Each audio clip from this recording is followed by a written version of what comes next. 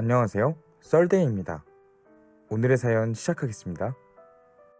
개그우먼 박지선 선생님께 어디에다가 글을 올려야 사람들에게 알려질까 고민하다가 여기에다가 올려야 많은 분들이 보실 거라 믿어 올리게 되었습니다. 어떻게 말을 시작해야 하는지 뭐라고 적어야 하는지 몰라서 그냥 적어보게 되었습니다. 저는 현재 대학교 3학년 학생입니다. 제가 중학교 1학년 때, 즉 8년 전에 아버지는 뇌경색으로 쓰러지시고 어머니는 그런 아빠를 매일 간호하느라 우리 집은 제정신이 아니었어요. 부모님 두 분 다 일을 못하셔서 기초수급자로 나오는 돈으로 간간히 살았었고 제 아래로 초등학교 남동생 2명이 있어 아빠를 간호하느라 매일 새벽같이 병원을 가 아빠를 돌보는 엄마를 대신해 엄마 역할은 제가 다 했던 것 같아요. 저는 매일 동생 옷을 빨래하고 옷을 입히고 밥도 먹이고 가방도 챙기고 초등학교를 보내느라 학교를 1, 2교시 놓치며 학교를 지각하며 다녔던 것 같아요. 학교 다니랴 동생 챙기랴 밥, 설거지, 청소하랴 공부는커녕 학교를 제대로 다니지 못했던 것 같습니다. 학교를 가봤자 매일 졸고 자고 집중도 못하고 쉬는 시간에도 자기 바빴고 친구 관계가 중요하던 사춘기 시절 놀자는 친구의 말에 저는 거절할 수밖에 없었고 그런 저를 좋게 보진 않더라고요. 그렇게 친구들과 서서히 멀어졌던 것 같아요. 그런 친구들조차 저를 멀리했는데 담임이라고 저를 좋게 봐줄 리가 있나요? 그때 제 담임 선생님은 부모님 욕을 하고 못 배운 게 티가 난다. 이래서 가정 환경이 중요하다 등등 저를 안 좋게 보셨고 저는 없는 학생으로 생각하시더라고요. 그래서 학교를 다니는 것조차 스트레스였고 어차피 알바하랴, 동생 챙기랴, 힘들어서 학교를 잘 안 나가기 시작했어요. 그때쯤 국어 선생님께서 개인적으로 연락이 오셨어요. 수업 시간마다 졸았었던 저라 매번 교무실 가서 혼나는 학생이었고 매번 그렇게 혼나는 모습을 쳐다보는데 그때의 제 얼굴에 저 한 번만 봐주세요. 저 진짜 힘들어요. 잘하고 있는 거라고 말해주세요. 라고 써 있었대요. 이 말씀을 하시면서 안아주시는데 그런 품이 그리웠던 건지 담임 선생님 때문에 모든 선생님들을 싫어했던 제게 마음의 문을 열게 해준 선생님이셨어요. 그래서 항상 면담을 통해 많은 이야기를 했었고 인생 얘기, 선생님 대학교 시절 얘기, 제 얘기 등등 그때 개그우먼 박지선 선생님과 고려대 과 동기라는 걸 알게 되었어요. 완전 절친한 사이였다고. 아무튼 그 국어 선생님은 공부는커녕 꿈도 없었고 그런 꿈을 꾸는 건 사치라고 느꼈던 제게 학생이라면 누구나 공부할 수 있고 꿈을 꿀 수 있다는 걸 느끼게 해주셨던 분이셨어요. 그때 전 14살이었고 너무 어린 나이였어요.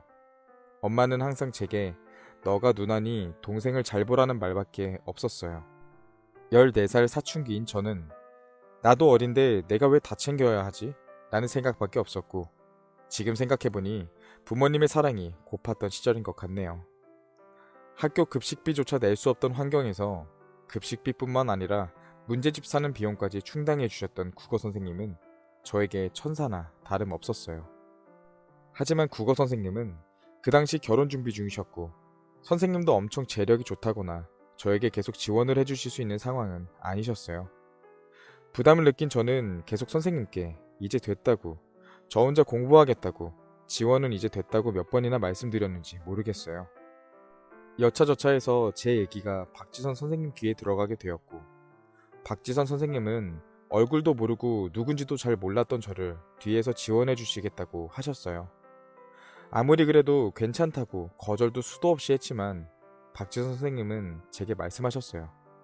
학생이라면 공부를 하는 게 본분이며 어느 누구나 꿈을 꿀 수 있는 게 사람이다 라며 제가 공부할 수 있는 환경을 만들어주신 분이셨어요. 박지선 선생님은 제가 사람으로서 살아갈 이유를 깨닫게 해주셨고 충분히 사랑받을 자격이 있는 사람이란 걸 깨우쳐 주셨어요. 그런 이유로 꼭 좋은 대학교를 입학해 공부를 열심히 해서 좋은 직장을 얻고 제게 꿈을 가져다 주신 두 선생님께 꼭 보답하리라고 다짐했어요. 아마 두 선생님이 아니셨으면 저는 지금 어떤 삶을 살고 있는지는 상상이 안 될 정도로 큰 지원과 엄청난 위로를 해주셨었어요. 그렇게 대학을 입학해 은혜를 갚을 날만 기다리는 그 와중에 국어 선생님께서는 교통사고로 돌아가셨어요. 그 소식을 듣고 아니라고, 거짓말이라고 힘들어했던 나날이 생각이 나요. 국어 선생님 결혼하실 때도 박지선 선생님은 오셨고 장례식장에서도 오셨어요. 결혼식에서 누구보다도 축하를 해주시던 박지선 선생님. 엄마와 같은 국어 선생님이 돌아가셨을 때에 장례식장에서 제 손을 꼭 잡아주시며 자기가 있지 않냐며 울지 말라고 했던 선생님. 저보다 더 힘드셨을 텐데 저를 안아주시고 위로를 해주셨던 그때가 생각이 납니다. 근데 그런 분이 돌아가셨대요. 제게 옳은 길을 알려주신 두 분 모두 저 하늘에 가셨대요. 이제 저는 어떻게 살아야 할까요? 부모님도 하늘로 가셨는데 저는 누구를 바라보며 살아야 할까요? 8년 전 제게 학생이 꿈꾸는 건 당연한 거라며 꿈을 가지라며 공부를 하는 건 학생의 본분이라며 가르쳐 주셨던 박지선 선생님이 눈앞에 아른거리는데 어떻게 할까요? 이제 은혜를 갚지도 못하는 저는 어디에 누구에게 은혜를 갚아야 할까요? 처음 뵀을 때 호칭을 뭐라고 할지 몰라 그냥 국어 선생님의 친구이시니까 똑같이 선생님이라고 부를까요? 이 한마디에 밝게 웃으시며 그러라고 하시던 모습. 한때 선생님이라는 목표를 가지고 있어서 제가 선생님이라고 부르는 걸 엄청 좋아하시던 그 모습이 너무나 아른거립니다. 지금도, 내일도 항상 보고 싶을 거예요. 은혜는 어떻게 갚아야 할지는 모르겠지만 그 방법을 찾아 나설 거예요. 그 은혜가 하늘까지 닿았으면 좋겠어요. 박지선 선생님이 제게 보여주셨던 사랑과 관심들. 박지선 선생님이 이렇게 좋은 분이라는 걸 잘 알고 계셨겠지만 더 많은 사람이 알았으면 좋겠다는 마음으로 올리게 되었습니다. 많이 보고 싶습니다. 진짜 8년 전 그 한마디, 그 사랑 아니었으면 저는 이 자리까지 오지는 못했을 겁니다. 저도 충분히 사랑받을 수 있는 사람이라는 걸, 충분히 꿈꿀 수 있는 사람이라는 걸 느끼게 해주셔서 정말 감사합니다. 하늘에서 국어 선생님이랑 저 꼭 지켜봐 주세요. 유정쌤도 지선쌤도 많이 보고 싶고 유정 선생님에게도 전해주세요. 제가 많이 그리워한다고. 제가 언젠가 찾아갈 수 있을 때 8년 전에 보여주셨던 그 미소 그대로 다시 보여주세요. 정말 진짜로 보고 싶어요. 제가 중학생 때 집 앞에서 반찬을 싸들고 환하게 웃고 계시던 두 선생님의 얼굴이 이렇게 너무 선한데 저는 이제 어떻게 할까요? 살아갈 이유를 깨닫게 해주신 분들인데 그 두 분 다 돌아가셨습니다.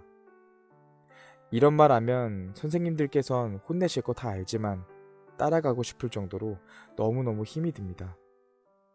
사춘기 시절 정신적으로 나무가 돼주셨던 두 선생님들. 이제 보고 싶어도 못 보는데 뭘 하면서 살아야 두 분이 잊혀질까요? 기사를 보고 왜 몰랐을까? 내가 힘들었을 때 그 누구보다 힘이 돼주셨고 친구이자 선생님이자 인생 선배이신 선생님을 왜 나는 힘이 돼주지 못했을까요? 받기만 하고 돌려주지 못하는 제가 너무 밉습니다. 박지선 선생님 진짜 너무 보고 싶습니다. 이렇게 개그우먼 고 박지선님의 학생의 사연이었습니다. 여러분, 이렇게 우리 곁에 소중한 한 사람이 또 하늘의 별이 되었습니다. 그분의 팬이기도 했고 존경했던 한 사람으로서 가슴 아픈 하루를 보냈습니다. 애도하고 마음 깊이 기도하였습니다. 부디 그곳에서는 따뜻함과 사랑, 그리고 하고 싶은 걸 모든 걸 이루시면서 지내시기를 바라겠습니다. 인간에게서 가장 큰 병은 암, 그리고 불치병도 아닙니다. 가장 큰 병은 바로 마음의 병입니다. 하지만 마음의 병에는 별도의 약이 필요 없습니다. 어쩌면 주변 사람과 가족들의 따뜻한 마음과 손길이 가장 좋은 약이지 않을까 싶습니다. 삼가 고인의 명복을 빌며 제 가슴 속에서 잊혀지지 않은 한 사람으로 좋은 기억들 간직하겠습니다. 그동안 수고 많으셨고 감사했습니다. 이렇게 오늘은 마무리하겠습니다. 감사합니다.